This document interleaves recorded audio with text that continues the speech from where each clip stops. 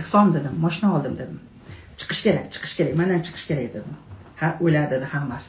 Chiqish kerak mendan. Men shuncha qimmat mashina olib o'tiribman. Uni chiqarishim kerak 10%ni hattobi. Olish berish qonunini men juda ham zo'r ushlayman. Menga kimdir bir nima bersa, indamasdan, "Voy beryapti" demayman hech qachon.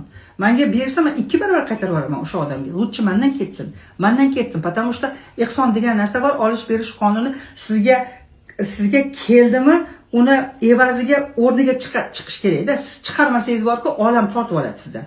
Mana shunday qarzga botib ketayotgan odamlar ham o'sha bermagasizlar-da, faqat yeb bo'kib, mana hozir mana qarzga kirib, kasakka kirib o'sha yiqqan hammasini ehson bermaganingiz uchun Alloh taolo yomon emas, u chestniy.